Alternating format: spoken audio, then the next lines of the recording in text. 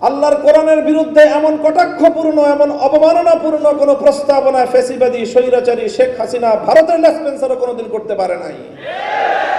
বর্তমান বাংলাদেশের 5ই আগস্টের বিপ্লবের রক্তের উপর বসে এই প্রস্তাবনার এক চুল পরিমাণ যদি বাস্তবায়ন করতে হয়, আমাদের লাশের উপর দিয়ে করতে হবে, আমাদের রক্তের উপর দিয়ে করতে হবে।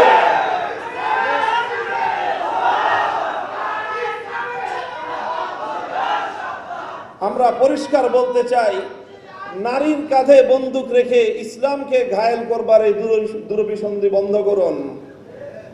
নারীর কাঁধে বন্দুক রেখে ইসলামকে আক্রমণ করার এই দুরভিসন্ধি বন্ধ করুন। আমরা নারীদের ব্যাপারে আমাদের পরিষ্কার কথা, আমরা নারীদের ন্যায্য অধিকার চাই, সমান অধিকার নয়। সমান অধিকার দিলে নারীরা টিকতে পারবে না। সমান অধিকার দিলে নারীরা পুরুষের সঙ্গে প্রতিযোগিতা করে সমাজে তাদের প্রকৃত অধিকার বাস্তবায়ন করতে পারবে না। এই জন্যই তো সংরক্ষিত আসন দিয়ে তাদেরকে আনতে হয়। প্রত্যেকটা জায়গায় তাদের জন্য সংরক্ষিত আসন দিয়ে নির্বাচনের মাধ্যমে বিভিন্ন উপায়ে তাদের প্রতিনিধিত্ব নিশ্চিত করতে হয়। কারণ সমান অধিকার দিয়ে নারীরা পুরুষের সঙ্গে প্রতিযোগিতায় অধিকাংশ জায়গায় পারবে না। এই জন্য তাদেরকে ন্যায্য অধিকার নিশ্চিত করতে হবে। ইসলাম সব জায়গায় ন্যায্য অধিকারের কথা বলেছে এবং অধিকাংশ জায়গায় নারীকে অগ্রাধিকার প্রদান করেছে। আমরা বলি ইসলাম প্রদত্ত নারীদের জন্য অগ্রাধিকার, এবং সেটাই সকল ক্ষেত্রে বাস্তবায়িত হবে ন্যায্য অধিকারের বাস্তবায়নের মাধ্যমে। কাজেই পরিষ্কার আমাদের কথা, নারীর ন্যায্য অধিকার নিশ্চিত করেন। নারীদেরকে পতিতাবৃত্তির দিকে ঠেলে দিয়ে মাতৃ সমাজের কলঙ্ক ঘটাবেন।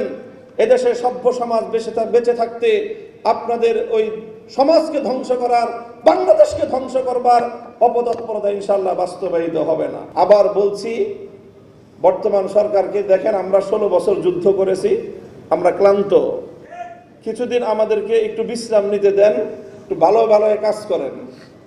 যদি যুদ্ধ করার অত সাহস, অতই যদি আপনাদের শখ জাগে, মনে রাখবেন, আমি পরিষ্কার বলি, যদি আল্লাহর কোরআনের এই সকল বিধানের মর্যাদাগুলোকে রক্ষা করার জন্য যুদ্ধ করতে হয়, আমরা যুদ্ধই করব, লড়াই করে কোরআনের মর্যাদা আমরা রক্ষা করবো ইনশাআল্লাহ।